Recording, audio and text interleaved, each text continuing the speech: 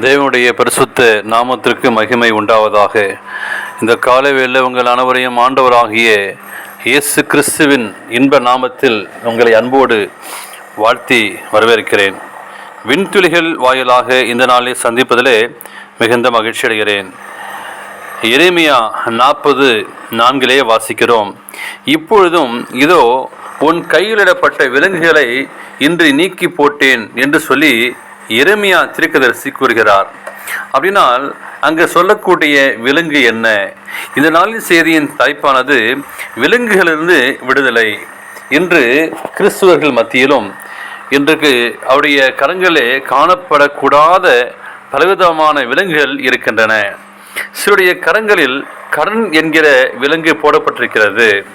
சிலருடைய கரங்களில் ஊழியங்களுக்கு அள்ளி கொடுக்க விரும்பியும் கைகளில் விலங்குகள் இருப்பதால் அவர்களால் கொடுக்க முடியவில்லை. சிலர் கைகளிலே லஞ்சம் என்கிற விலங்கு இருக்கிறது. உண்மையான கிறிஸ்துவ வாழ்க்கை வாழவிடாமல் லஞ்சம் அவர்களை தடுக்கிறது. சில கரங்களில் சாபம் என்கிற விலங்குகள் இருக்கின்றன. அதனால் கையின் பிரயாசங்கள் வாய்ப்பதில்லை. எதை செய்தாலும் தோல்வியாக இருக்கிறது. சிலர் கரங்களிலே பணம் கொடுத்து வட்டிக்கு வாங்கும் பழக்கமுடைய குழுக்கள் இருக்கிறார்கள். வட்டி என்கிற விலங்கின் மேல் அதிகமாய் ஆசை வைத்துக்கொண்டு எப்பொழுதும் அந்த விலங்கை அருகிலே வைத்துக் கொள்கிறார்கள். ஆனால் கர்த்தர் இன்றைக்கு நமக்கு ஒரு வாக்குத்தத்தத்தை கொடுக்கிறார். இரும்பு தாழ்பால்களையும் வெண்கல கதவுகளையும் உடைத்து போட வல்லமையுள்ள தேவன் இதோ உன் கைகளில் இப்படிப்பட்ட விலங்குகளை இன்றைக்கு நீக்கி போட்டேன் என்று சொல்லி விடுதலை தர ஆயத்தமாய் இருக்கிறார். தேவ பிள்ளைகளே, உங்களுடைய கையில் இருக்கிற விலங்கு எதுவென்று உங்களுக்கு தான் தெரியும். அதை கர்த்தரிடத்தில் மனந்திறந்து சொல்லுங்கள்.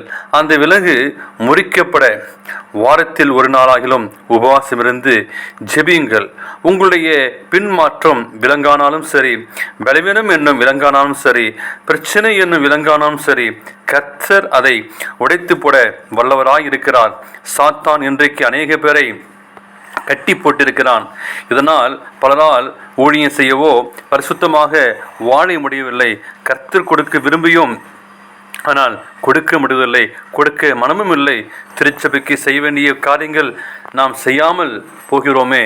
இயேசு சொன்னார், இதோ சாத்தான் 12 வருஷமாய் கட்டியிருந்த ஆபிரகாமின் குமாரத்தி ஆகிய இவனை இந்த கட்டிலிருந்து அவிழ்த்த வேண்டியதில்லையா என்று கேட்டாரே. ஆனாலும் அவன் சாத்தான் தன்னை கட்டுவதற்கு இடம் கொடுத்து விட்டான். இயேசு கிறிஸ்து அதை கண்டு கட்டுகளை அரித்து போட்டார். அவன் விடுதலை பெற்றான். விடுதலை பெற்ற வல்லமையுள்ளவர் உங்களுடைய அருகில்தான் இருக்கிறார்.